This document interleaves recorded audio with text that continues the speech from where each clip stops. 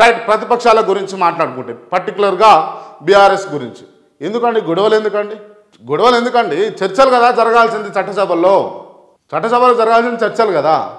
ఒకరినొకరు మాట అనడు, ఒకరినొక మాట అనడు. ఇంకా అందులో చూస్తే హరీష్ రావు గారు అంటారు ఇక్కడ బ్రీత్ అనలైజర్ పెట్టాలి, ఎవరో తాగుస్తుర్రు అని అంటారు. తాగుస్తున్నట్టు అనిపిస్తుంది, బ్రీత్ అనలైజర్ పెట్టాలి అనగానే కాంగ్రెస్ వాళ్ళందరూ కలిసి పాపం వెంకరెడ్డి దిక్కి చూస్తారు. ఏం తప్ప అండి ఇది ఏంది ఇది? మీరు నిజంగా అంటే ఎవరు తాగిరు ఎవరు తాగలేదు అన్న విషయం నాకు కూడా క్లారిటీగా తెలియదు. బట్ నేను చెప్తా ఉన్నా, తాగి రావడం అనేది అసెంబ్లీలో నేరం, అరెస్ట్ చేయాలి, జైల్లో పెట్టాలి వాళ్ళని. మీరు రోడ్ల మీద పోతూ ఉంటే అమాయకులు పొద్దంతా కష్టం చేసి తాగిపోతే వాళ్ళని బండ్ల మీద పట్టుకొని వాళ్ళని తీసుకొని పోయి పోలీస్ ఆయన ఎక్కుతాడు, కారు బండి మీద ఎక్కుతాడు, సపోర్ట్ చేయకుండా సరి చేయకుండా ఆ బండి తీసుకొని పోయి పోలీస్ స్టేషన్లో పెడతారు. మరి మంత్రి గారికి తీసుకొని పోరు మీరు, మంత్రి గారిది తీసుకొని పోరు మీరు, ఎమ్మెల్యే గారిది తీసుకొని పోరు మీరు, ఎంపీ గారిది తీసుకొని పోరు మీరు. వాళ్ళేమో పొద్దంతా కష్టం చేసుకొని రాత్రి ఇంత తాగితేనేమో వాళ్ళకేమో ఒక లెక్క. వీళ్ళు తాగి డైరెక్ట్ అసెంబ్లీలోకి పోయినా తాగి డైరెక్ట్గా దీంట్లోకి కూడా వాళ్ళు పోతారు, శాసన మండలిలోకి కూడా కొంతమంది పోతారు, తాగిపోతారు.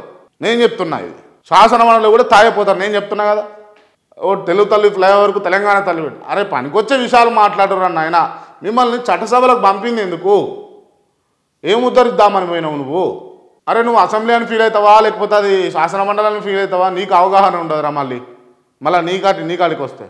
సో కొంచెం అవగాహన రాహిత్యం వల్ల వస్తున్నటువంటి తప్పిదాలు ఇవన్నీ కూడా.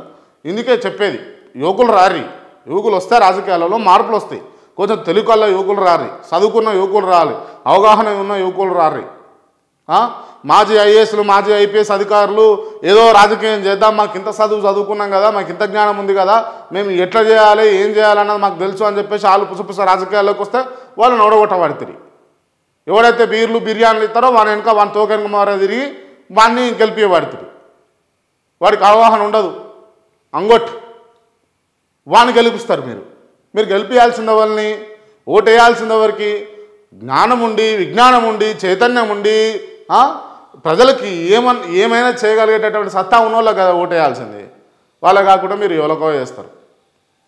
పర్టికులర్గా బీసీలు వారి ఓట్లు వాళ్ళు వేసుకుంటే సరిపోతుంది, కానీ వేసుకోరు. నేను పెద్ద మనిషి క్యామ మల్లేష్ అని చెప్పేసి ఇంటర్వ్యూ చేసినాం. సో తను చెప్తున్నటువంటి అంశం ఏంటంటే చిన్న స్టోరీ చెప్పిండు.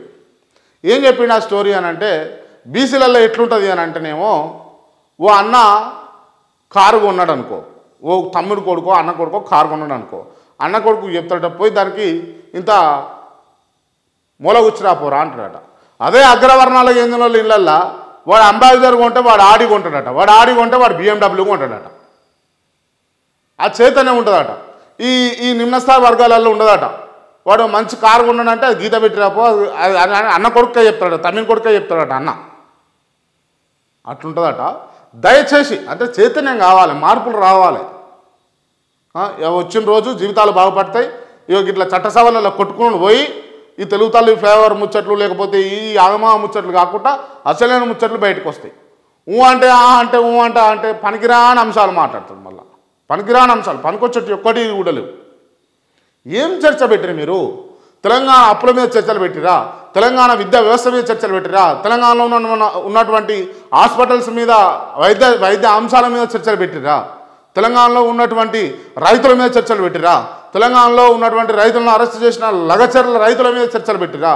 తెలంగాణలో ఉన్నటువంటి విద్యార్థుల పక్షాన చర్చలు పెట్టిరా? నిరుద్యోగుల పక్షాన చర్చలు పెట్టిరా? ఏం చేసిరా? అసలు అసెంబ్లీ సమావేశాలలో ఏం జరిగింది? వీళ్ళు ఒక రోజు ఆటో కార్మికులు లెక్క పోతారు, ఓ రోజు నల్లబట్టలు వేసుకొని పోతారు. ఏం జరిగింది వాటి వల్ల? క్లీన్ స్వీప్ ఇదంతా మళ్ళీ తీసుకొని పోయి పక్కన పెడదాం. ఇక అసలు ముచ్చట ముంగట వేసుకుంటే అల్లు అర్జున్ వర్సెస్ రేవంత్ రెడ్డి. ఆయన ఏదో తోషోతో యొక్క పేరు వలకలే, పాపం ఆయన తప్పే అది, ముమ్మాటికి అల్లు అర్జున్ తప్పే అది. ముఖ్యమంత్రి పేరు మర్చిపోతారండి ఎక్కడన్నా? బుద్ధి ఉండాలి కొంచెం అన్న. ముఖ్యమంత్రి పేరు మర్చిపోతారా? అందుకే అట్లయింది, అదో కథ.